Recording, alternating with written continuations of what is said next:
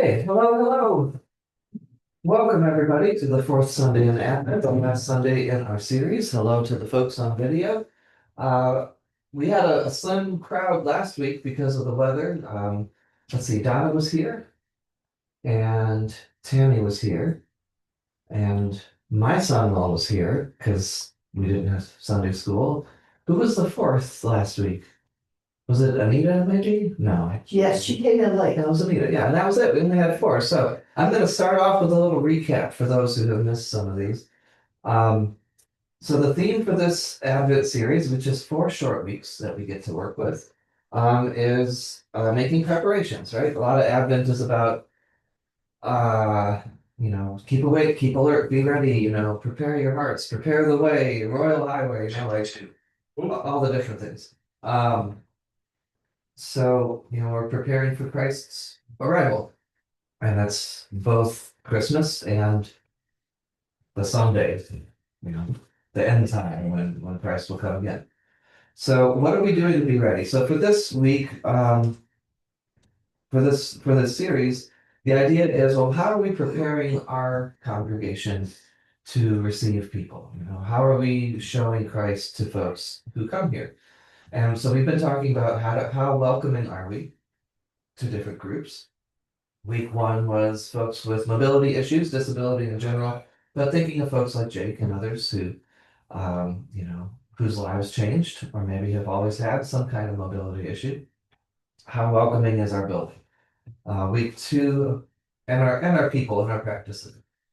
Week two was everybody says, "Wow, I wish we had more kids. Wish we had more families with kids and youth, and we used to have more. We want to have that back again. What do we do to have it back?" Well, how welcoming are we if a family came with kids, with teenagers? We want them, right? We want to have them be a part of our community and that we could benefit from them and they could benefit from us, right? That's how Christian community is supposed to work. We help each other out. Um, Takes a lot for a lot of families to come to a church the first time, and once they get here, are we welcoming? So that was week two. And with all of these, the idea is, we said we're not going to try to fix it. We're not going to figure it out today. I just want you to sit with it. I want you to be a little bit uncomfortable. I want you to figure out where our growing edges are as a congregation and our welcome. Today is the day where we, start talking about what we could try. Week three was, I said, who would be the group that is most unwelcome by the most Christian congregations?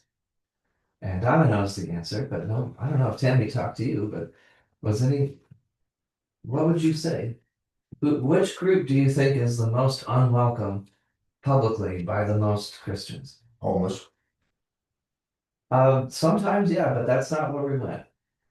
Because the Christian churches like to help the homeless. What's that, Don? I said, if I'm supposed to know, I'm trying to think. Oh, okay. I Want think to be people from the, LB, LGBT. yeah, Yeah, that's what we talked about. Yeah. And yeah, I did a lot of talking about last week, some of those dynamics of how many Christians openly condemn anybody in the LGBTQ community. Some folks told some stories about sermons they had heard in person, from the pulpit saying these folks should go to hell and aren't welcome and should be kicked out of the church. So I was trying to share that in the sense of I'm not trying to like push something, but if we can welcome the group that is the most publicly unwelcome, then I think we could probably welcome anybody.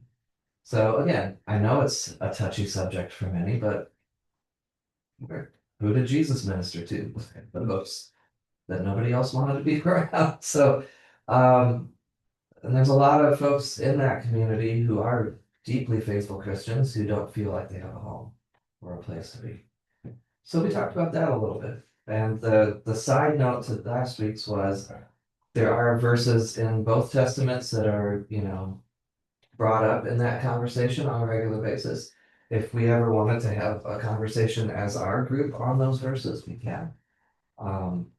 But for the purpose of last week's conversation, it was uh, the amount of violent crimes is higher against that community, and the amount of suicide rates, especially among youth in that community, are higher well, far higher than the national average, so. How do we welcome folks that are often the target of that kind of stuff? And we had some good conversation there too. So that's kind of the recap. So for this time, I'm gonna, I brought back our church campus accessibility checklist. We can use this for the physical, mobility issues part.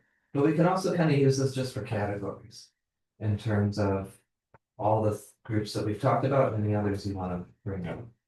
I have a little bit of show to tell, and then we'll jump into that. I was cleaning off my desk last week, which apparently was long overdue. I found things on there from August. Not proud of this, but I was clearing off a bunch of stuff, and I found these signs that kids made in the children's sermon at some point in the past. And the idea of the children's sermon was, you know, and I kind of did this last week too. Do you have to be tall, a certain height to be loved by God or be coming into the church? No. Do you have to be a certain smart? Do you have to be a certain job? Or does God welcome you in? So I had the kids make welcome signs, and I came across these, and I just wanted to pass them around because they're wonderful. So here's, I don't know, pass them around. Somebody did the imprint on the hymnal. It says, "You are welcome here." This one says love God. They really had fun with etching on the hymnal. This one says love God. You can kind of guess at the ages of these. This appears to be a bug and spider. I don't know. Somebody was just having fun. This one, we are all welcome. Check this one out. A That was no, we can't did that. Yeah. That's more elaborate. little bit. So I just thought those were fun. And just to remind us, that's what we teach our kids, right? Is be friends with the people who nobody else is sitting with, show everybody love, don't treat people badly. So if we can reduce it down to something as simple as some kids' art, then we're on the right track. I've got 2 Bible passages to read, and then we start using our imaginations and our fixes. This is Romans 15. This was actually our reading, I don't know, 2-3 weeks ago. It was one of our Advent readings. You're going around the second thing. So if you want to follow along, you Going can. around the second. Romans 15. Romans 15. 15, 1-5.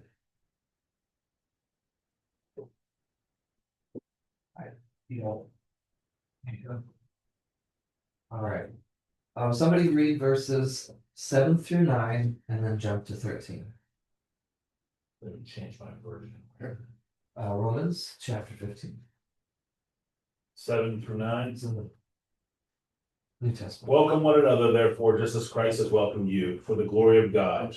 For I tell you that Christ has become a servant of the circumcised on behalf of the truth of God, in order that he might confirm the promises given to the ancestors, and that the Gentiles might glorify God for his mercy. And as it is written, therefore, I will confess you among the Gentiles and sing praises to your name. 15, 13. May the God of hope fill you with all the joy and peace in believing, so that you may abound in hope by the power of the Holy Spirit. Thank you. So one of the things that hit me a couple weeks ago preaching was this line in verse 7.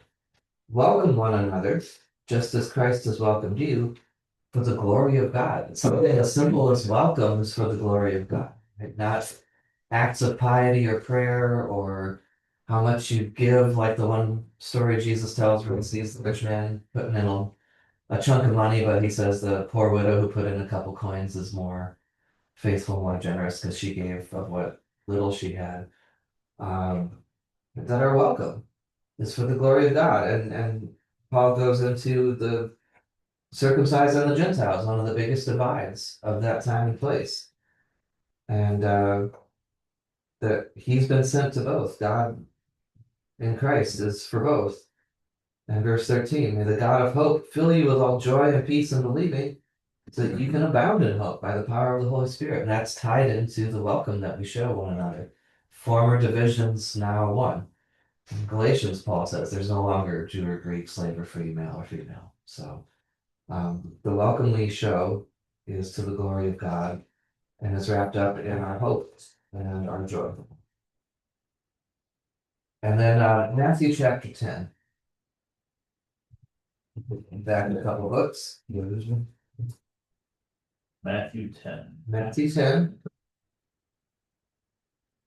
verses 40 through 42.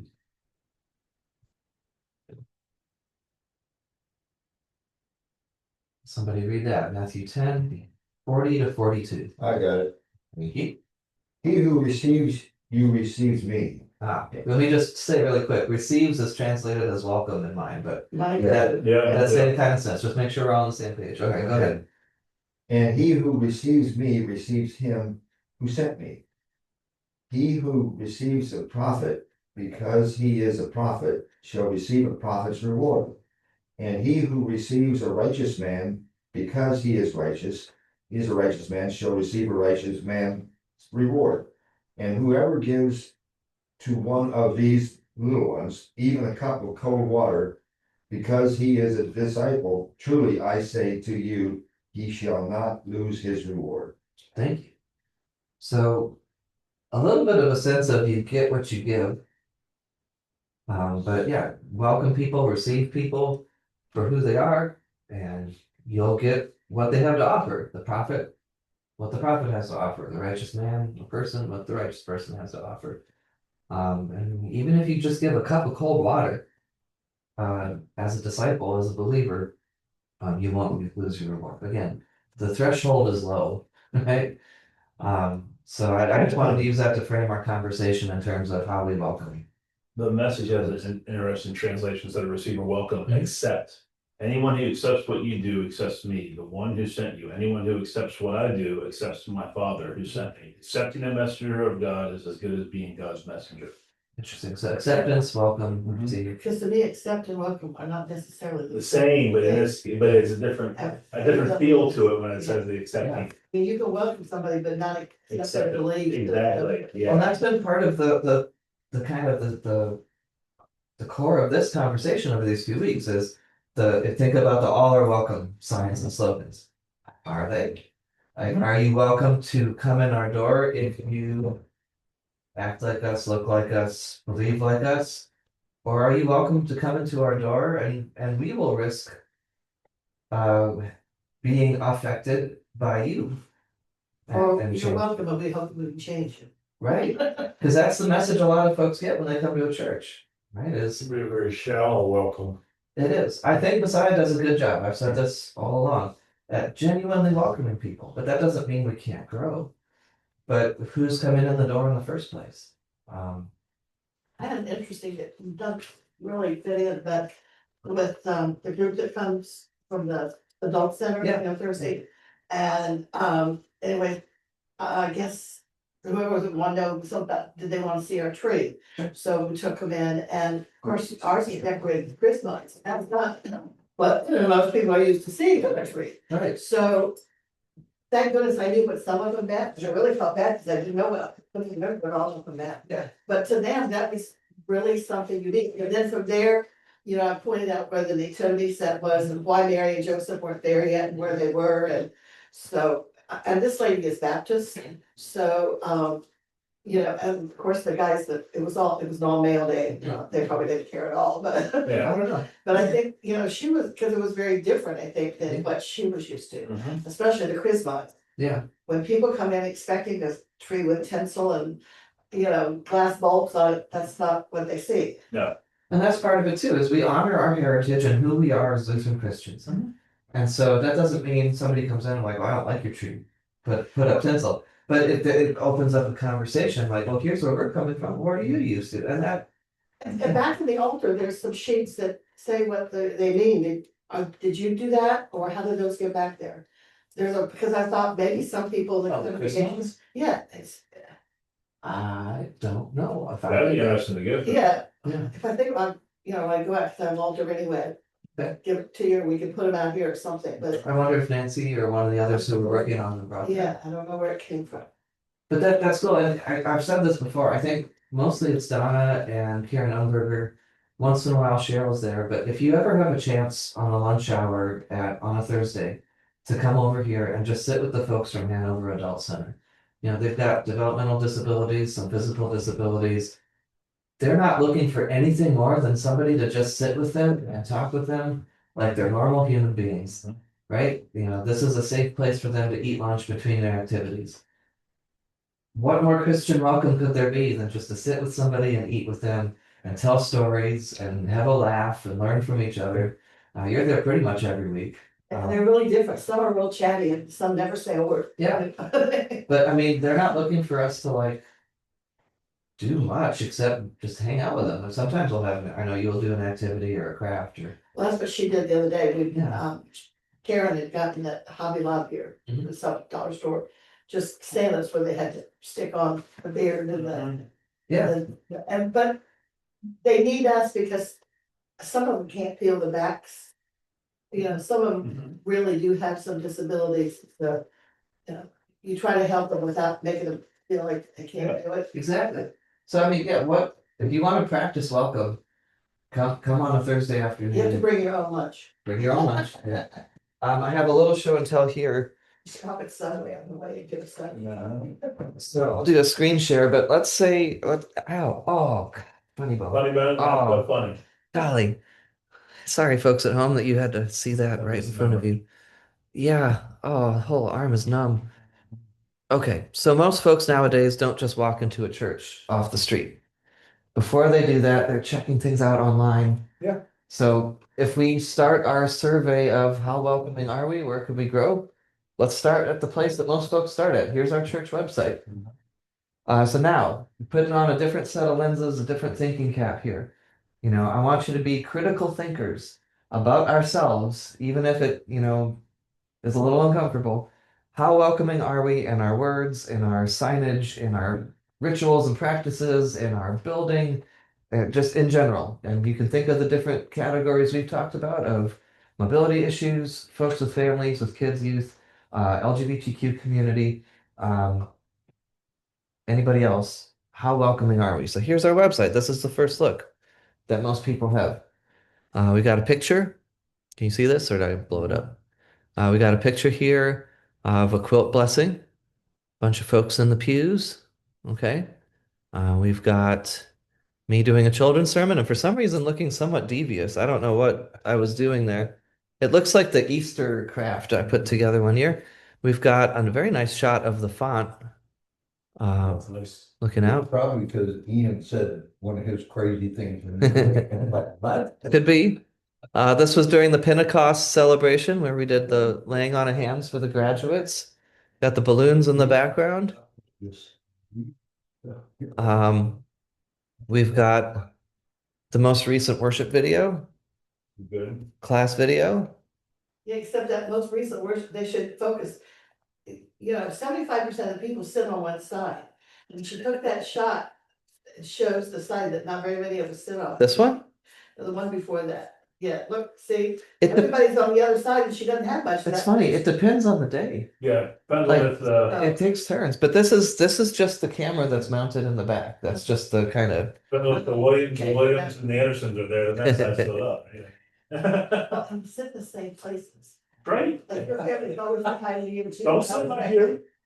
I am so thankful that when we've done joint events with All Souls, that there's been no like ruckus. I know. Well, Yeah. last Sunday I had to sit across the aisle because somebody had said, no, it was the Sunday that. Jenny, Side? it was the Sunday that Pastor Jenny was here. It's good for The you. left side, heretic. Jenny, the lady who always comes with Jenny, she and her friend had sat in my seat. See, and I say I think that's good for you all to change things up. That's the whole idea of this course, is seeing something from a different perspective. Sally and always said, well, everybody says, you all sit in the same place. It throws me off if someone said this. Didn't we try once years ago to make everybody sit on one side for 1 week and then on the other side for another week? It's good for There you. was one Sunday years ago when the pastor, everybody had to move forward. Oh yeah. The back pews had to be empty. The front pews are paper mache. I swear we can make my paper mache, no one used, so yeah. I said the front Somebody's page. have to Okay. move the left side so we can hear what's going on. So anyway, there we go. So front page of the website, what does this tell people about our community? Well, the first thing I noticed is everybody's backs to the camera. Oh, well, That's and fine. also, we're not very diverse. We're not very diverse. That is somewhat intentional because of Church in America, period. though. kids. Yeah. But not diverse or. Church is the most, I heard the best term I ever heard was church is the most segregated hour in I America. believe that's a Martin Luther King Jr. quote. And it's true though, it's still true to this day. I It mean, is. it is. Well, to a lot of people that I talk to, they don't know what Lutherans are. You know, I think we're kind of. Well, you're in the South, I mean, come on, Oh. what's a Lutheran? I mean, that's, That's we have an what I know, island. every other church is Lutheran. but, Yeah, You know, I think we're kind of lumped in there with Roman Catholics and Episcopalians, which is not, because we are very similar. Yeah.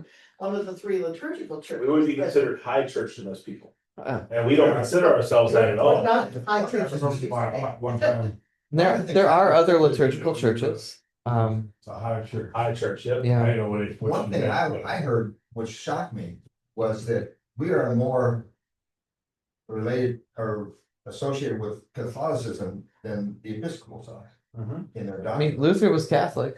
I know Well, that's, that. yeah, we came directly, But yeah. they're more high church than we are as far as. I think you're splitting hairs there at that way, at that point. Because they mean- came from the Church of England, so. But their doctrine, we're closer to Catholicism than they are. But on the whole, like we share a lot of DNA with both. Like Yeah. we have more in common than we have different. Yeah, But we're veering off the track here, which is fine. We can do ecumenical another time, but yeah, so let's go with our groups. Let's say you have mobility issues and you go to the church website to check it out. Okay, you see people standing in pews. Standing here. I mean, you can see there's an aisle, you can see there's room here. You probably have to dig a little deeper to see like what is this? Yeah. But I've gotten to the point where I just can't stand for long periods anymore. And I know some of I was the only one sitting, but at least you had said stand if you're able, and Yeah, No one warned I you. just can't stand that long. that's fine. That's And, I mean, I'm good there. honestly, anything, Sitting. I think people with mobility issues would be hard pressed to find anything on any church's website that said sure. I mean, we are probably the most wheelchair accessible church I've ever seen, or building I've ever seen. Okay. Just with the exception that we don't have an automatic door, but we have people that open the door for you and you roll in off ground level. So is that something that we should put on our website? We put on put the front. Is put a that picture of the front something? of the church. Handicap accessible or Is that something we should have on there? it wouldn't hurt. It wouldn't hurt. Okay. In the bulletins, it says that we have a hearing device available, but maybe that should be on. We should take notes.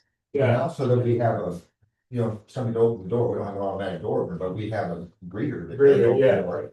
yes. We're very, very wheelchair friendly here. I mean, Yes, I agree. honestly. Now when we fill out our annual congregational report that we're required to do, that has like our attendance and things, it just goes towards these statistics of the denomination and things like that. We're supposed to put on there what things do we have? Do we have something in Braille or large print? Do we have hearing assistance? Do we have, ramps or elevators if you have 2 floors? You know, we. It's all large print now. Don't do it. It's all large size, but it's not necessarily large print. Large. So so we could put those things out there. But also, I like the fact that the liturgical service is printed in the bulletin. You know, back when I first began Lutheran, you had to push through you had to find it all in the hymnal. I can remember when, like you said, when I was a child, go to church with my mother. Mhm. First thing she'd do when she'd sit down in the pew was go through the bulletin and put bookmarkers in. Yep. Where each section was, so that she didn't have fumble for it when it was time. to flip Yeah, to the our section. hymnals have the thing where you put the cardboard in the spine with the ribbons on it so you could mark your pages. Yeah. So small touches like that. Now, something like that, bookmarks, kids would like that, right? Let's think about it this way. We've got kids in the pictures. Let's do week 2. We've got kids in the pictures. So clearly we must have some kids sometimes. Did we pick pictures for the front page purposely that had kids? Yeah. Because we don't have a huge group of kids every week. It really varies from week And to we don't week. have the nursery service. No, Right. So if you come in here with a young family Yeah. and you want ability, mom and ability to sit and, but we don't have a need for it. We gave up on it a long time ago because paying somebody for, paying someone to sit back here for nothing. and that's something, that's a conversation I've heard was, we pay somebody to be in there even on the weeks when there isn't. So if somebody walks in, they see that and they see like, oh, there's not a lot of kids here, but they still had somebody there ready. That's a money thing too. But we could put a live feed of the live stream in there. Yeah, absolutely. I thought about that many We times. thought about that Yeah. like 10 years ago. We thought about putting speakers over there. Yeah, Now, and a live- now it's easier with the live stream. Yeah. All you have to do is put a Computer. computer in there or Yeah. a TV monitor, TV in there with it on there and you'd be done. Back Yeah. Except you want an attendant who's looking at that, or watching the kids. No, it's for the, if For you don't have an parents. attendant, Parents that take if the that. parents take their own We kids have a down. parents room in there Yeah, that you don't miss out on the service. You don't have to Okay. come back in or Yeah, anything we, like like that. I said, about 10 or 12 years ago, we tried that, but the technology was as such at that point, it Mhm. was not feasible. sure. It is now. I Now mean, it's you easy. put Bluetooth and everything, you know. So we don't do that. We just go to like the But Well, tablet, download that- YouTube yeah. app onto it and you're done. You Yeah. can just have a bookmark and need you to yeah. have a, because we have the two rooms over there that are probably more dust than toy anymore. Now I will say, All Souls uses the nursery Yeah, every also week. that's true. They've got a couple families with little kids. They have a nursery person. I think they're volunteer.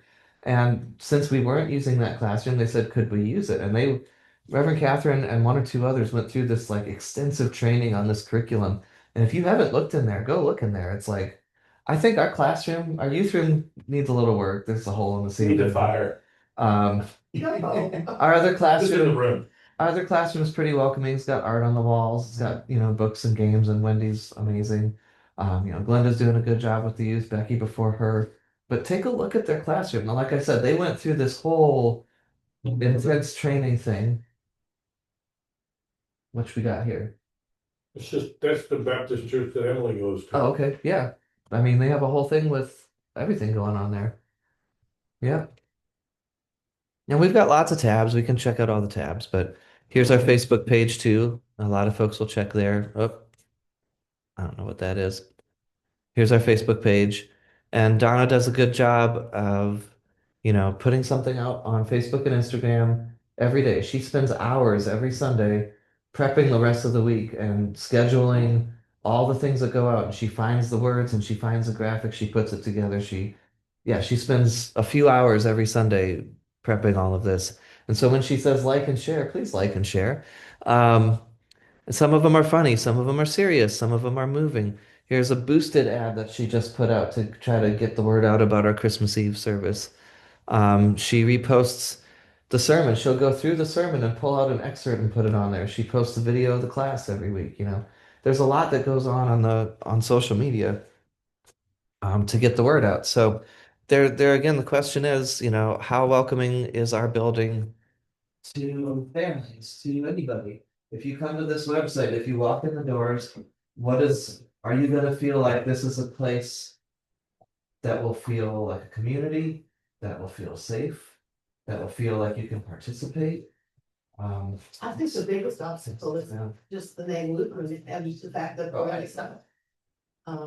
People in the South just think Lutherans is a foreign word or something. But I'll play devil's advocate with that, because in the Midwest, there are Lutherans everywhere. And because Lutherans are everywhere, people are kind of like, yeah, those Lutherans, but they might not even know what it means to be Lutheran either. Probably not. I grew up knowing Lutheran culture, listening to Garrison Keillor, doing all the Lutheran things, but I didn't know Lutheran theology really, because it was all about, potlucks and Honestly, And our then theology is our best sales pitch by a country mile. Our theology is, in my opinion. we've got the best ways to talk about God and grace and Yes. the gray that's in between the black and the white. Like, we've got it. Anybody ever heard of Tony Campolo?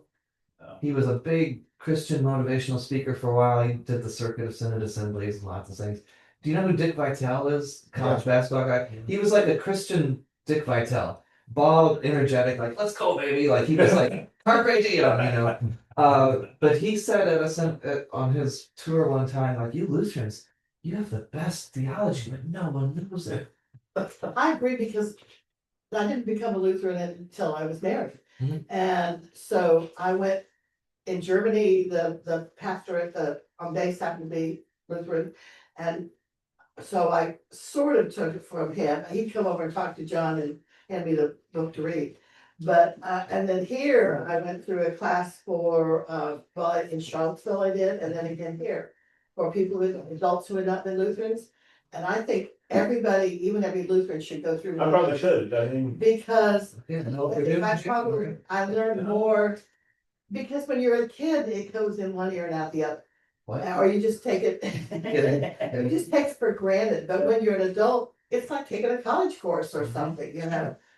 Well, how it many won't be that people- difficult. I can't tell you how many people I've heard in their story of how they came to be a congregation and why they stayed, have said, well, Lutherans, when they talked about grace, I never really heard anybody talk about grace or forgiveness like that before.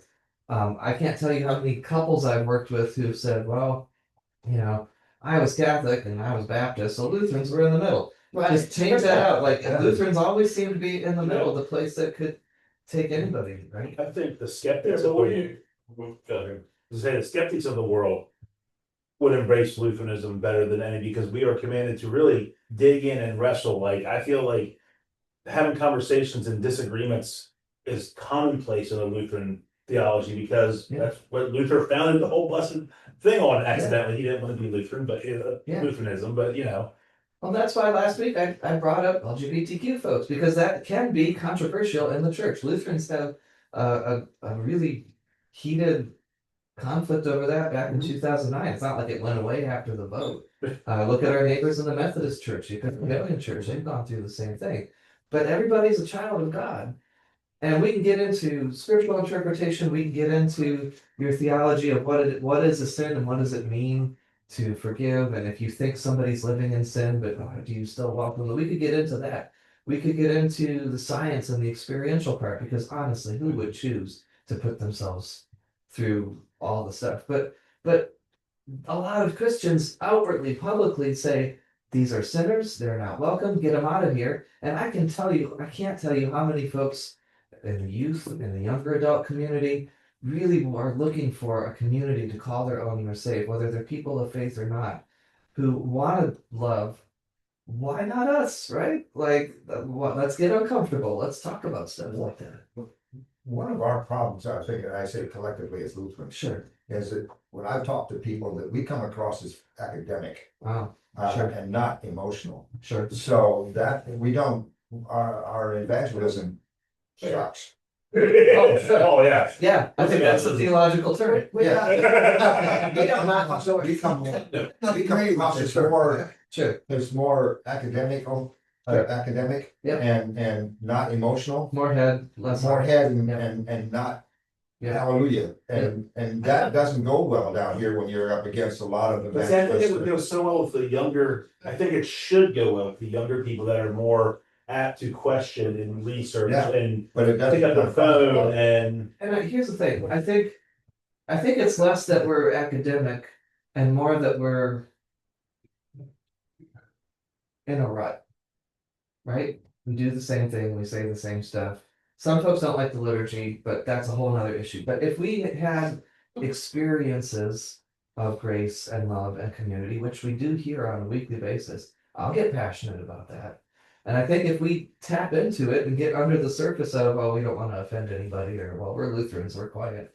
If you got into talking about how much this place, Messiah Lutheran Church or Lutheranism in general, means to you and why, and you kind of get past the layers to where the passion lies, people are going to respond to that. If you tell stories about why you like this place or what you like about being a Lutheran. One of the things that I don't want to say struggle with, but with Yeah. trying to rationale is being educated in psychology, and you're taught that it's not healthy to feed into somebody else's delusions. Okay, I want to see where you're going with this. But at the same time, Yeah. you don't have to tell them, no, you're wrong, you need to fix yourself. You need to show them how to accept that what they're doing may not fit within God's vision of the way you should behave. And that's where I kind of, Sure. it's kind of like a bowl of spaghetti. I don't know what direction to go in. Well, I mean, you could have that conversation with anybody. And I find it helpful to speak from your own experience to say, well, this is how this belief helped me. Maybe it could help you too. The moment you start saying, here's what you need to do, Right, you're gonna, yeah. right. Because Well, the whole thing about. Lois was next. Wait, that was next. Yeah, I was gonna say like that. Sorry, Jeffrey, then Lois. No, Yeah. go ahead, Lois. No, I have a friend who goes to a community church and, she sends me these YouVersion Bible lessons that you can go 2 to 3, 4, or 5 days to study a certain topic. okay. And, the one that she sent me this a couple of weeks ago was, growing closer to God. And, one of the questions in there was, one of the statements in there was, don't depend on ritual things to get you closer to God. well, we And don't do so- that. That's a mistake. Well, but so that gave me a chance to say, you know, what it meant to me to have the liturgy, you know, how it affected me and strengthened me and everything. Yeah, It rituals. wasn't I wasn't depending on the ritual itself. Right. I was, you know, working through it. Yes. Yes. Towards God, so, but Yeah, That rituals was aren't from- good or bad, it's how you use them. that was from, I believe, Billy Graham's Oh, Junior's wife. I could see that. Because that's not a denomination that has a lot of liturgical stuff. But just as, you know, I've said this before, there's so many different human beings, each one wired differently, everyone unique, that there's as many ways to relate to God as there are types of people. So yeah, Jeffrey. Well, that's sort of my point is, well, two things. One is, you know, I've been away from the church for a while, came back. And part of the reason I came back here or to a Lutheran church was the familiarity of from my youth. You know, it was something about the, you know, the way the service is conducted and whatever that gave me comfort. But the other point I was gonna make is, as far as the LGBT thing is, that, you know, somewhere in the Bible it says, you know, God created all of us, right? Yeah. In the image of God. God doesn't make mistakes. Well, that is a Well, conversation we could have. Yeah, that's my thing is when people quote scripture on it, it's like a lot of it comes out of Leviticus. I'm like, let's see what else we're following from Leviticus, please. Yep.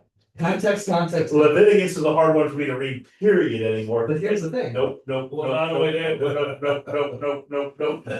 not only that, didn't Jesus say something about, you know, this is the new New covenant, Yeah, you have heard it said, but now I say to you. yes. So yeah, we could get into all sorts of conversations, and that might be a worthwhile conversation to have.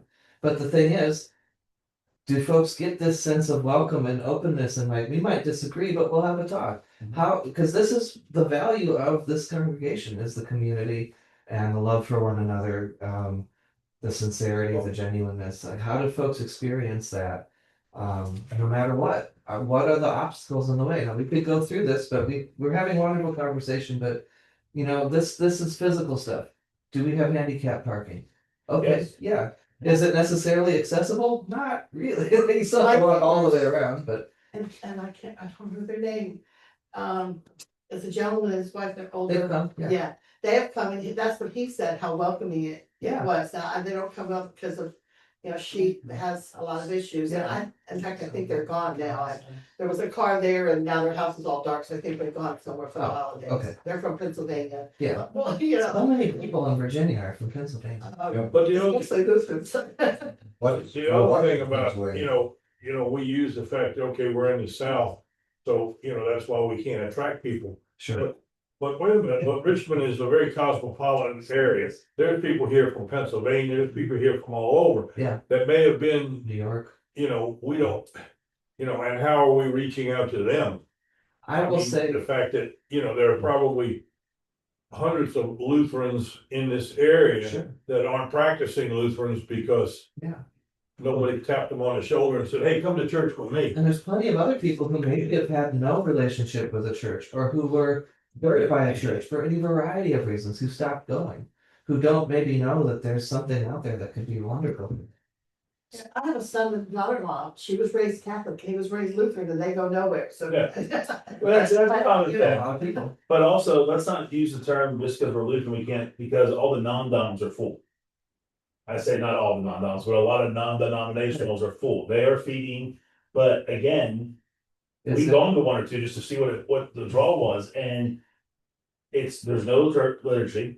it's like going to a concert. It's going to, you go to a concert, And a and you motivation have a speaker. charismatic Yeah. pastor, but at the minute that pastor leaves, that church Oh, often wilts and dies because People are there because of the pastor. and it's not because of the meat and potatoes, it's. right, it's one the thing I've said size. before, they're great in evangelism, but the dogma is not very deep. And I'm not gonna say that all the time, And speaking generalizations, right? Yeah. A lot of times it stays at a certain level, yeah, and if push comes to shove in life, it doesn't always respond. Sometimes it does. but there's other ones, like, I know Max has a friend, they go to the Bridge. And I think it was based in Pentecostal, I think, Yeah, Sure. but their youth group is huge. Yeah. Right. 2 or 3 of kids Max's age are leading sermons. Yeah. And leading youth group talks. Yeah. At 15, 16 years But old. here's the trade-off there too. With Glenda's Mechanicsville Christian Center. Yeah. Was Here- when she was in school. And here's the trade-off with that. It can be a fantastic community and youth building up experience and leadership and all the things. And at the same time, it can be a very rigid group underneath the surface of if you step out of line even a little Yeah. bit, yeah. you're done. And Yeah. there's no grace. Again, And that's the way. sweeping generalization, but you hear story after story Yeah. after story of youth who grew up in a system like that who said, and as soon as I was a little bit different, as soon as I made one mistake, I was out. And some of that can be perception too. Let's Oh, sure. also It can be. realize that people. Yeah. Often look for that, like, we could be considered ostracized and here and not Sure. even know it, right? Someone can be like And I- looking for a reason to feel ostracized, and Sure. we say the wrong thing one day. Sure. Or pastor, you say one thing in your sermon. Sure. And It's wrong. it hits wrong on the wrong day. Yep. And people are like, well, now we're too far this way, or too far that way. Yep. When it comes back to that, the meat and potatoes of Lutheranism is that we should disagree, we should have grace for each other, and we should listen to the song on the way in here. What if we prayed for the opposite side, basically is what it said. Well, you're supposed to. And Yeah. but Or that do there we? wouldn't be a sign. Yeah, or do we? Right. One of the things that people constantly say to me is due to my size Mhm. and my voice. Mhm. They feel threatened by me. Yeah. And I'm I like, get that too. you don't know me. Why are you threatened by me? So I learned something important doing CPE, which is clinical pastoral education, which is basically a chaplaincy internship. You work at a hospital for a summer, or spread out over a year, and you practice both what it's like to visit people in the hospital and minister to them and their families, but also you end up doing like group processing and checking in on yourself. Because I might walk into a hospital room and meet somebody who reminds me of my terrible, horrible aunt. And have to like, but like who maybe was like just a terrible, mean person, and I have to like take a minute. Hold up a Why did I question, react go that bother. way? She's not my aunt. All God's children are in. But it can go the other way too. I could walk into the room with a collar on, and somebody in that bed maybe had a horrible, terrible experience with somebody else in a collar, and they might be threatened or take it out on me, and it might have nothing to do with me. How many times you been called father? Oh, my fair share. But it's interesting to walk around a grocery store with my kids in an all black outfit and have people kind of go, Well, I'm here at this point, sure. Fun. Yeah. but most folks go Catholic, and then if you are walking around with kids, they're like, wait a minute. Let me say one other thing. This is a Lutheran. Back, and they'd be like, what's a Lutheran? There's a mug we should wear around town. Ask me what, I'm a Lutheran, ask me what it is. Yeah. There's a reason why Liz and I why we've been in California and now here. We started in Minnesota. As our seminary president said when we were getting our first assignments, he said, most of you, no matter which seminary you went to in the country, are gonna end up in Minnesota, Wisconsin, Iowa, Illinois, somewhere in there. And he said, because that's where Lutherans are most dense. And he said it with a twinkle in his eye, because that's his sense of humor. But we were in Minnesota and we got a lot of, well, were you German or Norwegian? And it, Yeah, Prestige. so we wanted to end up being Lutheran pastors in parts of the country where Lutheranism was the fringe, where it wasn't so common, because then we get a chance to say, well, here's what Lutheranism is all about. And so being on the West Coast, being in the South, it's not a, we shouldn't use it as a, well, we're Lutherans in the South, what are we gonna do? We should use that as an opportunity. Because no one else might know, we get a chance to share with them what it means. And that's a huge opportunity. Now, knocking on people's doors, wearing buttons, getting in people's faces, that has proven not to be so effective. no, But by having conversations and modeling your faith all the time, but that I do want to come back to this one more time because it's easy. This is why I held off on this till this week, because then we would just start going in all these other directions. So, for instance, signage. People see our sign up front. People see our bulletins. People, walk in and see the TV on. People meet the greeter. Like on all these levels, I really do want you guys to pray about this and wrestle with this. How welcoming are we? And not just to you, because you know it. You're here, you stayed, right? We got you already. But to the family coming in off the street, to the person looking for a new church home, who have never been to a church before. They're gonna check us out online. They're gonna walk in these doors. We have to recognize in this day and age what a huge deal it is for somebody to even get to the point of wanting to walk in the doors. And we do a pretty good job of making folks feel welcome. We can always grow. And we can grow in terms of the words we say, the jokes we tell, the language we use. I know how many folks will say at an annual meeting or during announcements, oh, I don't need the mic. Use the mic, right? Because then everybody can hear you.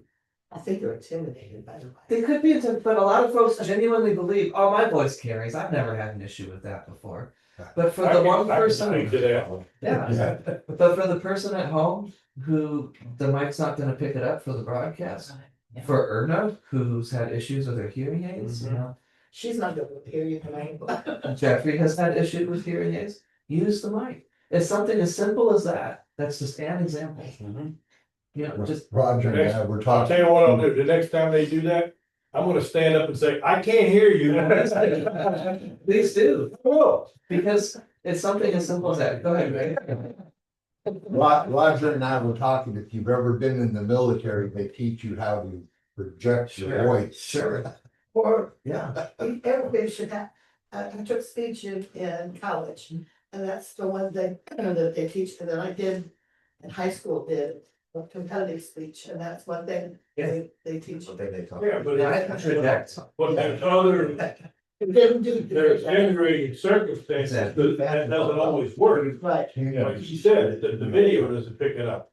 See, that's the Sitting there thing. watching the video and all of a sudden, you see everybody looking around, looking at something in a direction, but you don't hear anything. Some voices just carry more than others. I have a story for that. Okay, so here's the thing. I can project, but I have a naturally quiet voice. I don't take it personally if people fall asleep while I'm preaching because I figure they need the rest, but I have that. Now, I can talk like this. I can do radio announcer voice and I can use my diaphragm and really get it out there, but that doesn't sound like me. And so I use the mic. We spent 7.5 years in California, Liz and I. And for the first couple of years, so many people were so horrible to her, saying, well, you need to, one guy in Minnesota actually told her, you need to go back to seminary and learn how to speak. We can't hear you. We can never hear you. Well, guess what? That guy sat in the acoustic hole of the congregation under the balcony in the corner where there was no speakers. And in California, we learned that there were 2 dials on the soundboard, that the board was set up to pick up this type of voice. And by adjusting 2 dials, everybody could hear her just fine. Wow. It wasn't her. So taking that extra step to say, what could we do different? It doesn't hurt me to use a mic. I'll use a mic even if I don't think I need to. Those are the extra steps that might feel unnecessary or might feel uncomfortable or might feel like, oh, well, You know, we're just gonna keep doing stuff for others. Yeah, we are, because that's like the whole thing Jesus did all the time.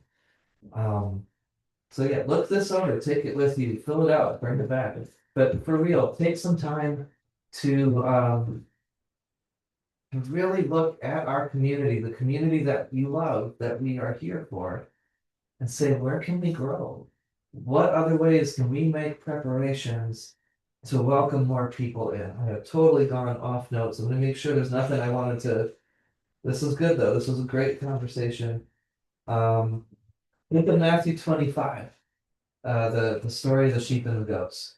You know, you fed me, and when I was hungry, you gave me something to drink. When I was thirsty, you welcomed me when I was a stranger. You visited me when I was sick and in prison. And like, well, when did we do that, Lord? And when did we not do that? Whatever you do to the least of these, you do to me. That Yeah. welcome is a part of that list. And also, you know, this in this series of season of Advent, we're supposed to do like Mary and ponder things in our hearts, right? So I really hope y'all take some time and Christmas when we have all these visitors, Christmas Eve, look around, try to see this through their eyes, this whole experience, this place, this people. Where can we grow? Because there's no formula, there's no magic wand to get more folks to come. But for sure, something that can help is how welcoming are we? Well, you mentioned the Christmas Eve service. And I will tell you, that's what hooked me. Because my mother was always, that was always one of her favorite things to do, was to go to the late service, the late service on Christmas Eve. So she wasn't able, but I said, well, out of respect for my mother or whatever, I'm gonna go. I got here late. I walked in, sat in the back. I didn't have a candle. Mhm. My family next to me went and got me one, Mhm. gave it to me, showed me what was going on, Mhm. everything. I never saw that family again. But because of what they did, I came back. Yeah. That's amazing. Because I remember asking Pastor Moose who they were. Mhm. And he couldn't place them, but we never did figure out who it was. Probably some of his relatives, yeah. No, I think they were regulars because they knew what was going on, and they got me up to speed, but it was that little act of kindness that locked me in. That's the start. Last thing, I'm gonna pass this around. We did Epic at Muhlenberg Lutheran Church in Harrisonburg last month, and they had these flyers out. They've got a big campus ministry since there's 4 colleges between Harrisonburg and Bridgewater, and let's see, Washington and Lee isn't on there, but that's not far either. But there's a bunch of colleges there. They've got a campus ministry. All are welcome here. No, really, all means all y'all, and all definitely means you. So if you're gonna say all are welcome, back it up. And here's their statement of no matter who you are, with all the different lists you could make. Our unity is in Christ. Here's a welcome from Pastor Alex, who does campus. This is specifically for campus ministry. They've got a huge staff there. If you've ever been to Muhlenberg Lutheran Church, it is ginormous. But here, things to know. Here's where we are. Here's our service times. We do dinners. What's a Lutheran? Do you have to be Lutheran? How do I connect? So this is for campus ministry, but we can learn a lot from campus ministry, from camps, because they take people from all over the place that aren't necessarily churchgoers, but they have to know how to be welcoming. So I'll pass this around, but really keep thinking and praying on this. And as we welcome Christ in the manger, how do we welcome everybody else coming in or who's waiting for the invitation? So thank you, everybody. My wife's always, I don't think they realize you're not whispering. Yeah. I always have trouble when I was a And kid. that's fine. I always